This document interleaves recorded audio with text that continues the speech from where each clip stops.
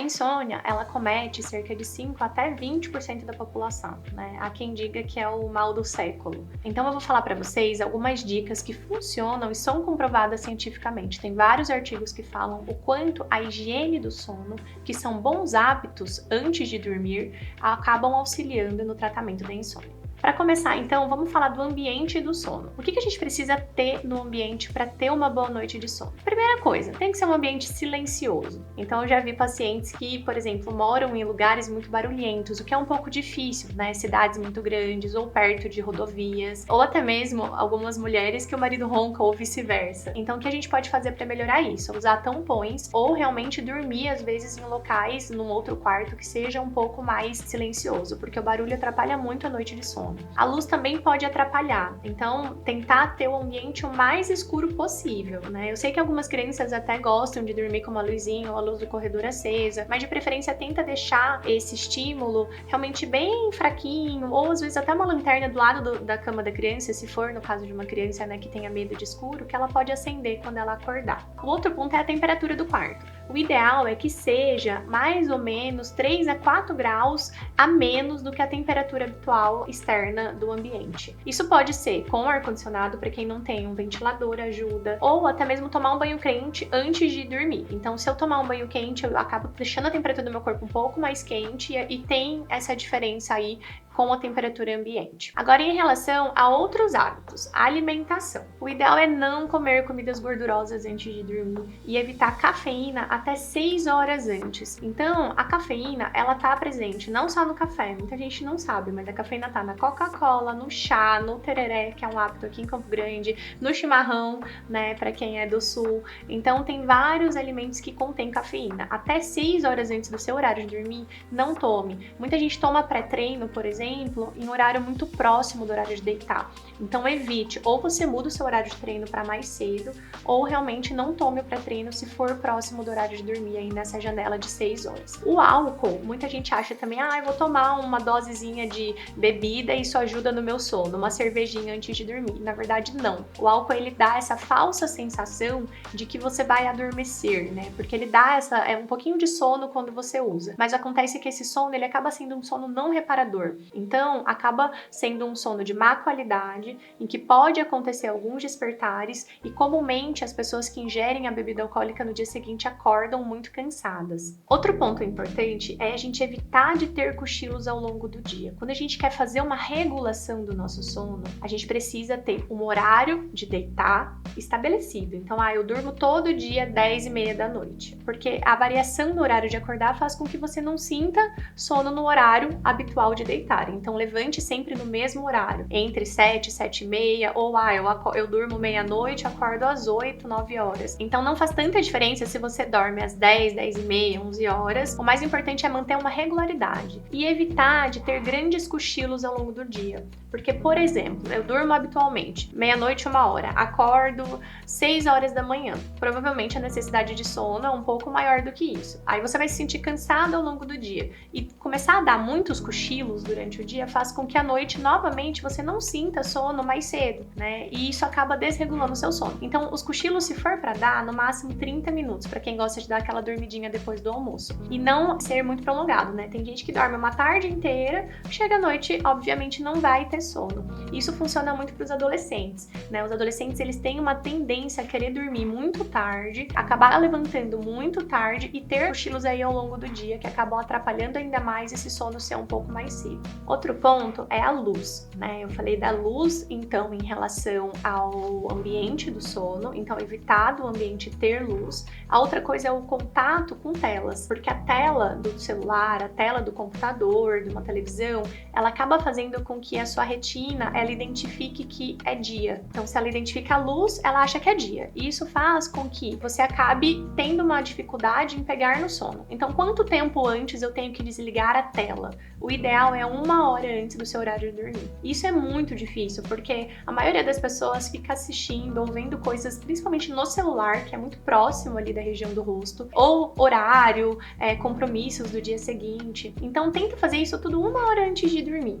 Depois, desliga tudo. Eu sou bem contra e acredito que vários outros profissionais que trabalham com sono, a TV no quarto. A TV, ela serve realmente para iluminar ali o ambiente, ela faz com que você fique com essa visão de que ainda é dia, né, e perca um pouco o horário, além de trazer uma referência de que a cama não é o seu lugar de dormir, que é um outro ponto que eu vou falar mais pra frente. Também já falei um pouquinho sobre os pré-treinos do exercício físico. O exercício físico também, o ideal é não praticar muito próximo do seu horário de dormir, né? Tem muita gente que vai na academia às 10 e meia da noite, ou faz um exercício bem extenuante nesse horário, uma corrida.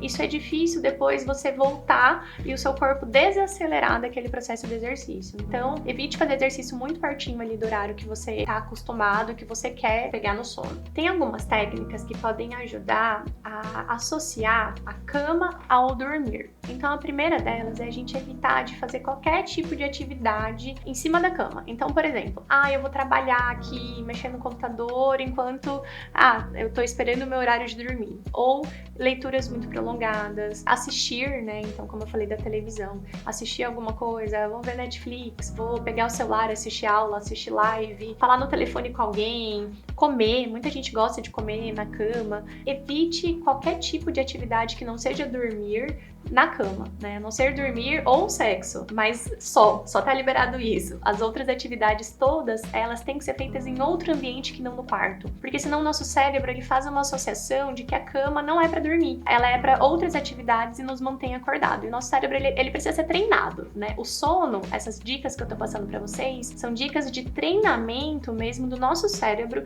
para fazer associações e ter um sono de uma qualidade melhor. Então, evitem qualquer tipo de atividade ali na cama que não seja dormir. Então, você quer ler, estudar, vá para um outro ambiente na sua casa, fique lá. Quando for a sua hora de dormir, se prepare para isso. Desligue os eletrônicos, pare a atividade que você está fazendo, espere você ter sono, né? Muita gente também tem uma ansiedade para dormir e fica pensando, eu preciso dormir agora, 9h30, 9 horas. É meu horário de dormir, eu tenho que deitar nesse horário. E a pessoa deita. Aí ela vai pra cama com zero sono. Se você for pra cama com zero sono, o que acontece? Você fica pensando, nossa, eu preciso dormir, eu tenho que dormir, nossa, eu não dormi esse horário, que horas eu vou acordar? Esses pensamentos, né, eles atrapalham o processo do sono e eles tendem a se repetir com o passar do tempo. Então o ideal é que você espere sentir sonos. Por exemplo, você quer dormir às 9, mas você sentiu sono 9h30, 10 horas, não tem problema. Deite no horário que o seu corpo tá pedindo para deitar. Espere você sentir o sono, porque a chance de que você deite e durma